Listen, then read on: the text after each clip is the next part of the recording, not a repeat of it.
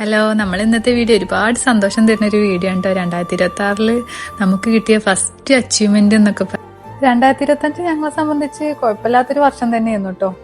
2025 നമുക്ക് എന്തെല്ലാം ബുദ്ധിമുട്ടുണ്ടെങ്കിലും നമുക്ക് 2026 ഒരു അച്ചീവ്മെന്റ് ആയിട്ട് നമ്മൾ എപ്പോഴും കാണണം. എപ്പോഴും പോസിറ്റീവായിട്ട് ചിന്തിച്ചാൽ മതി. അപ്പൊ പിന്നെ നമ്മുടെ ലൈഫിലെ എല്ലാ കാര്യങ്ങളും പോസിറ്റീവായിട്ട് നടക്കും. അപ്പൊ ബൈ കാര്യത്തിലേക്ക് വരാം. അപ്പൊ നമ്മളിന്ന് പോണത് മെഡിക്കലിന് വേണ്ടിയിട്ടാട്ടോ. നമുക്ക് യു.എയിൽ വന്നിട്ട് നമ്മൾ 4 വർഷമായി. അപ്പോൾ ഓരോ 2 വർഷം കൂടുമ്പോഴും നമ്മൾ റിന്യൂ ചെയ്യണമല്ലോ. അപ്പോൾ ഇത് 4ാമത്തെ വർഷം ഞങ്ങൾ ഓൺ കമ്പനിയിൽ, എൻ്റെ മോൻ്റെ പേരിലാട്ടോ ഞങ്ങൾ ഓൺ കമ്പനിയിൽ, ഹിൽമർ പ്രോപ്പർട്ടീസിലാണ്.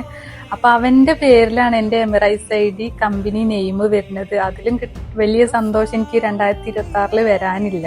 2025 ലാസ്റ്റൊക്കെ ഒന്ന് വിസ അടിക്കേണ്ടിരുന്നു. പക്ഷെ നമ്മൾ എന്ത് ആഗ്രഹിച്ചാലും 2026 എനിക്ക് തരാൻ വിചാരിച്ചിട്ടുണ്ട്. 2026 ആയപ്പോഴാണ് എൻ്റെ സ്റ്റാറ്റസ് ചേഞ്ച് ആയത്.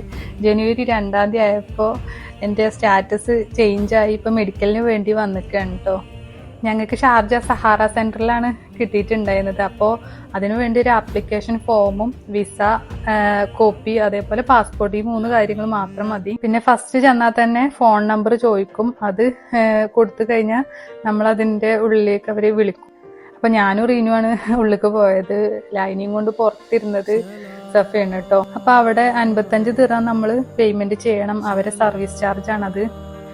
പിന്നെ വലിയ തിരക്കും കാര്യങ്ങളൊന്നും ഉണ്ടായിരുന്നില്ല. പിന്നെ അവിടെ ടോക്കൺ നമ്പർ ഉണ്ടാവും.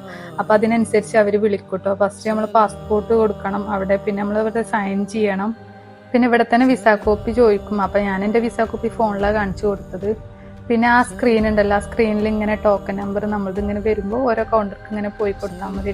പിന്നെ പോയത് ക്ലിനിക്ക് കേട്ടോ. ക്ലിനിക്ക് പോകുമ്പോൾ അവിടുന്ന് നമ്മളോട് ചോദിക്കും പീരീഡ്സ് ഡേറ്റ് എന്നാണ്, സ്റ്റാർട്ടിങ് ഡേറ്റ് കാര്യങ്ങളൊക്കെ ചോദിക്കും.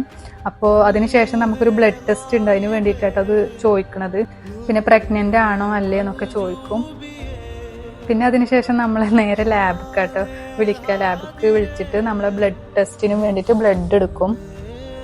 പിന്നെ ഇവിടുത്തെ ഒരു പ്രത്യേകത എന്ന് പറഞ്ഞാൽ ഇവിടുത്തെ ഏതോ ഗവൺമെന്റ് ഓഫീസിൽ പോയാലും നമുക്ക് ഇവിടുന്നൊക്കെ പോസിറ്റീവായിട്ടുള്ള റെസ്പോൺസ് ഒക്കെ കേട്ടോ കിട്ടുക. അതന്നെ ഒരു സന്തോഷം തരുന്നൊരു കാര്യമാണ്.